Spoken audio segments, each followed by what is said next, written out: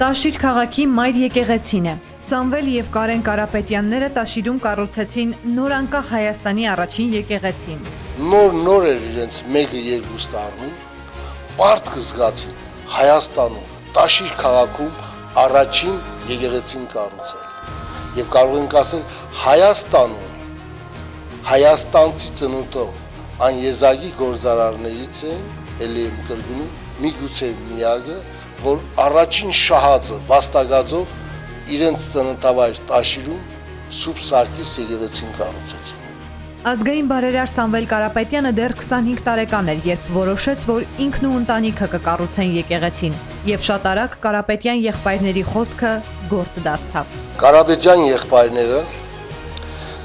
Կարեն եւ Սամվել հարգարժան մեր սիրելի բարերարները մշտապես հավատարիմ մնացին ծնողներից ստացած դաստիարակությանը, թե ազգային, թե հոգևոր, թե բարոյական արժեքներին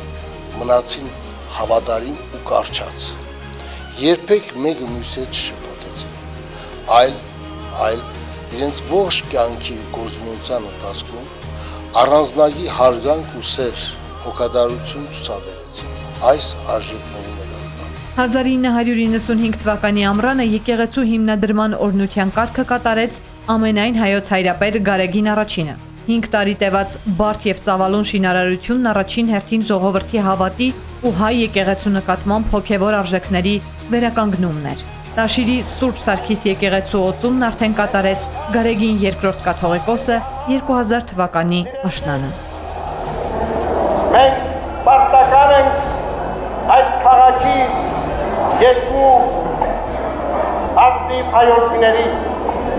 Կարապետյանների ընտանիքը միշտ առաջնային խնդիր է համարել ու համարում հոգևոր արժեքների պահպանումն ու զարգացումը։ Տաշիրի Սուրբ Սարգիս եկեղեցու կառուցումը եկեղեցաշինության լավագույն սկիզբն էր։